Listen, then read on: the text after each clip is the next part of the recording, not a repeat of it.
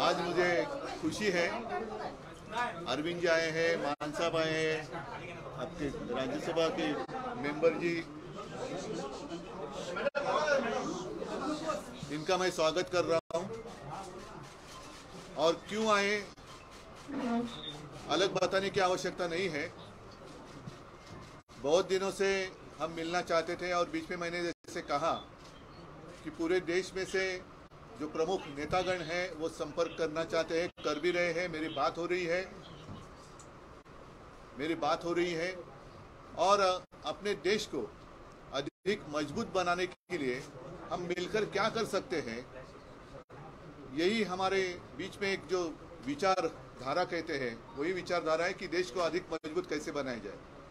खैर, मैं तो हमेशा आपके साथ बातें करते रहता हूं, आगे भी करूंगा, लेकिन मैं अरविंद जी को कहूँगा, विनती करता हूं कि अरविंद जी आप आए हो, आप बताइए। सब लोगों को मेरा नमस्कार। सबसे पहले मैं उद्धव जी का बहुत बहुत शुक्रिया अदा करता हूं कि आज उन्होंने मुझे, भगवंत मान साहब को, संजय सिंह को, राघव चड्ढा जी को, हम लोगों को अपने निवास स्थान पे चाय पे आमंत्रित किया और उनके साथ काफ़ी विषयों के ऊपर चर्चा हुई। उद्धव जी से मिलने का मेरा बहुत दिनों से मन था। खासकर कोरोना के दिनों में मुझे याद है कि जब कोरोना पीक पे था उस वक्त हम सब लोग एक दूसरे से सीख रहे थे और जिस तरह से उद्धव जी ने और उनकी सरकार ने बॉम्बे में और पूरे महाराष्ट्र में कोरोना को कंट्रोल किया वो बहुत काबिले तारीफ था। और मुझे ये कहने में बिल्कुल भी संकोच नहीं है कि हम दिल्ली के लोगों ने बॉम्बे से और महाराष्ट्र से बहुत कुछ सीखा।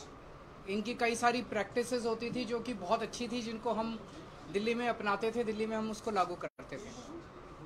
सो बहुत दिनों से मेरी इच्छा थी इनसे व्यक्तिगत तौर पे मिलने की और आज मुझे व्यक्तिगत तौर पे इनसे मिलने का, पूरे परिवार, आदित्य जी से मिलने का, पूरे परिवार से मिलने का सौभाग्य प्राप्त हुआ।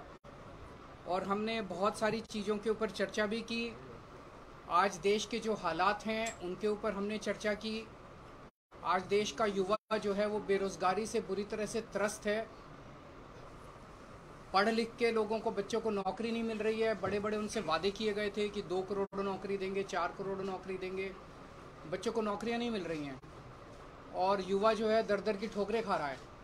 लोगों के घर का खर्चा नहीं चल रहा, इतनी महंगाई हो गई है, इतनी ज़्यादा महंगाई हो गई है कि लोगों को अपना आमदनी बढ़ नहीं रही है और लोगों का खर्चे बढ़ते जा रहे हैं, चीज़ें महंगी होती जा रही हैं।